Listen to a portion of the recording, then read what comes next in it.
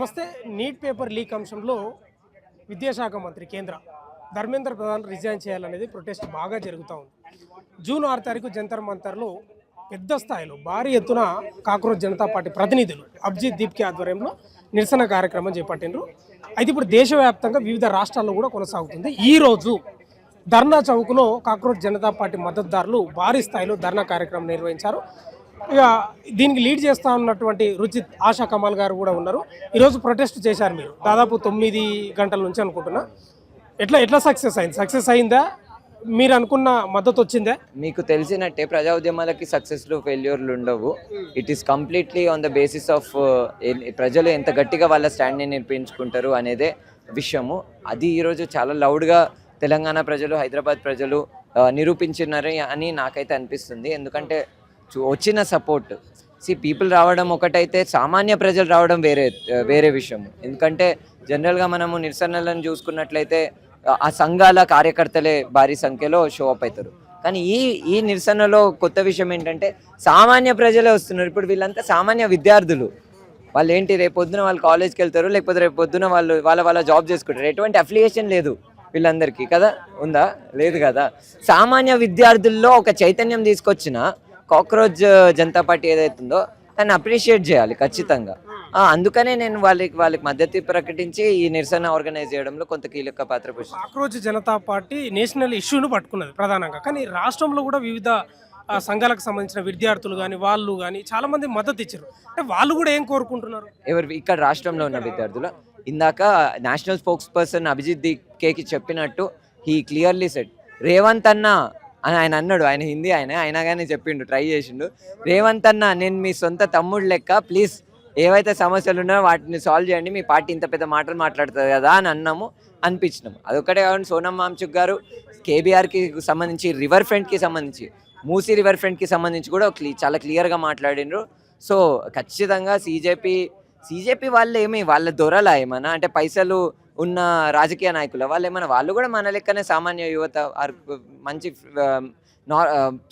సామాజిక ఇష్యూస్ గురించి ఎత్తేవాళ్ళు. కాబట్టి వాళ్ళు ఖచ్చితంగా ప్రజల సమస్యల గురించి సంఘీభావం తెలుపుతారు, దాంట్లో డౌట్ అవసరం లేదు. కమ్యూనికేషన్లో గ్యాప్ అయ్యి ఉండొచ్చు, కానీ ఖచ్చితంగా అది జరుగుతుంది. ఇప్పుడు మీ ప్రధాన డిమాండ్ ఏంటంటే ధర్మేంద్ర ప్రధాన్ రాజీనామా చేయాలి, రిజైన్ చేయాలి. అసలు ఆయనకి ఏం సంబంధం? మళ్ళీ ఎగ్జామ్ పెడుతున్నాం కదా, ఆయన పాత్ర లేదు కదా అనే వాదనలు ఒక వర్గం నుంచి వస్తున్నాయి. ఇప్పుడు 2024లో నీట్ పరీక్ష లీక్ అయినప్పుడు ఇదే మాట మాట్లాడిర్రు. ఏమని అప్పుడు కూడా డిమాండ్ జరిగింది. ఎందుకు డిమాండ్ జరగలేదు? అప్పుడు కూడా చాలా విద్యార్థి సంఘాలు అప్పుడున్న ఎడ్యుకేషన్ మినిస్టర్ రిజైన్ చేయాలని ప్రశ్నలు అడిగినాయి. ఇప్పుడు పాయింట్ ఏంటంటే ప్రజలు విసిగిపోయినారు. 24లో రిజైన్ అయింది, బీజేపీ ప్రభుత్వమే ఉండే, వీళ్ళు సోయి లేకుండా అట్లనే వాడుకొని ఉన్నారు. మళ్ళీ పేపర్ లీక్ అయింది. ఇప్పుడు కూడా మనం అట్లనే వదిలేసినాం అనుకో వీళ్ళని, రేపు కూడా లీక్ అవుతుంది. యూపీఎస్సీ పేపరే లీక్ అవుతుంది రేపు, నేను చెప్తున్నా, ఖచ్చితంగా లీక్ అవుతుంది. వీళ్ళు సోయి లేకుండా వాడుకుంటే, పాలకులు పాలించకుండా సరిగ్గా గవర్నెన్స్ చేయకపోతే ఖచ్చితంగా పేపర్లు లీక్ అవుతాయి రేపు. ఇంకేమన్నా ఇప్పుడు ఈయన పరిస్థితులు ఉంటే హోంశాఖ మంత్రి పరిస్థితి ఏంది? కాబట్టి అందరికి ఒక రిమైండర్ వెళ్ళాలి, Telangana people and Indians are watching you, you need to be accountable, do what you are meant to do. దేశంలో జంజీ యువత రోడ్లపైకి చాలా తండోపతండాలుగా వస్తున్నారు.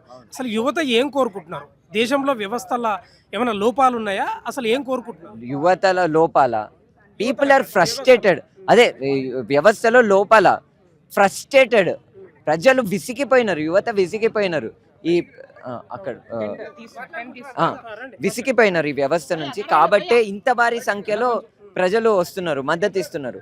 అంటే there is so much anger in people. And ఆ యాంగర్ని పాలక వర్గాలు ఏం చేయాలి? పీస్ డిస్టర్బ్ కాకుండా ఏం చేయాలి? ఆ యాంగర్ని కన్సల్టేట్ చేయాలంటే, సాల్వ్ చేయాలంటే న్యాయం వైపు వాళ్ళ యాక్షన్స్ ఉండాలి. అవి లేకుండా ఉల్టా ఉన్నాయి మొత్తం యాక్షన్స్ వీళ్ళు. కాక్రోచ్ జనతా పార్టీ చేస్తున్నటువంటి ఈ ఉద్యమాలు మొదటిగా ఎడ్యుకేషన్ మీద దృష్టి పెట్టింది. రిజైన్ చేయాలి ధర్మేంద్ర ప్రధాన్ నీటు అంశంలో. అంటే దేశంలో ఎడ్యుకేషన్ పాలసీ ఏ రకంగా ఉంది? అందరికి అందుతుంది? దేశంలో ఎడ్యుకేషన్ పాలసీ బేకార్ ఉంది. ఈ మాట ఎందుకు అంటున్నా అంటే, ఇప్పుడు మీరు వేరే దేశాలకు వెళ్ళండి, యూరోప్ కానీ మిగతా దేశాలకు వెళ్ళండి, అక్కడ ఎడ్యుకేషన్ ఎవరు అందజేస్తున్నారు? జర్మనీకి వెళ్ళండి, జర్మనీలో పబ్లిక్ యూనివర్సిటీలు ఫ్రీగా ఆఫర్ చేస్తున్నాయి, టాప్ నాచ్. ఇండియా నుంచే మ్యాక్సిమం పీపుల్ అక్కడికి ట్రావెల్ చేస్తున్నారు, అక్కడ ఫీజు లేదు కాబట్టి. మరి మన దేశంకి ఏమైంది? ఇక్కడ ఇందాక మేము ఒక బ్యానర్ పెట్టినాము, వేరే దేశాలలో చదువుతున్నారు బీజేపీ మంత్రులు. ఇప్పుడు ఎడ్యుకేషన్ మినిస్టర్ కొడుకే ఈ దేశంలో ఉన్న విద్యా వ్యవస్థల మీద ట్రస్ట్ లేనప్పుడు ఎట్లుంటుంది? కాబట్టి దేశంలో ఎడ్యుకేషన్ సిస్టమ్ అట్టర్ ఫ్లాప్ అయింది. మూసీ రివర్ ఫ్రంట్కి, సబర్మతి రివర్ ఫ్రంట్కి కాదు ప్రక్షాళన జరగాల్సింది ఎడ్యుకేషన్ సిస్టంలో. అది దేశం యువత చేతుల్లోకి రావాలనేది యువత డిమాండ్ అనుకోవచ్చా? దేశం యువత చేతుల్లోకి రావాలనేది వాళ్ళ డిమాండ్ అంటే ఖచ్చితంగా. ఎందుకంటే యువతలో అంటే నేను ఆనెస్ట్గా చెప్తున్నా, నాకు ఏం లేదు, పీపుల్ ఆర్ ఫ్రస్ట్రేటెడ్.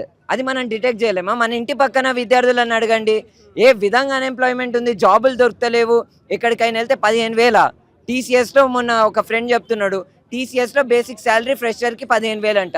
15,000లో ఆయన ఇక్కడ నుంచి అక్కడికి ట్రావెల్ చేయాలి, ఏదో క్యాబ్ అలవెన్స్ ఇస్తారు. ఏంటిది? అంటే దేశంలో ఇంత ఘోరమైన పరిస్థితి. కాబట్టి ఖచ్చితంగా విద్య అనేది ఒక చాలా ఇంపార్టెంట్ సమస్య.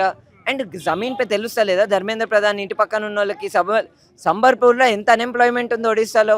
సో ఇవన్నీ ఉన్నాయి. వాస్తవంగా ప్రజలు బస్తీలల్లో మన రోడ్ల మీద ఎందుకు వస్తున్నారంటే జాబులు లేవు, కొలువులు లేవు, విద్య మొత్తం అటర్ ఫ్లాప్ అయిపోయింది. అందుకని చివరిగా ఇప్పుడు ధర్మేంద్ర ప్రధాన్ రాజీనామా చేయలేదు, ఇంకా ఏం చేయబోతుంది కాక్రోచ్ జనతా పార్టీ ప్రతినిధులు?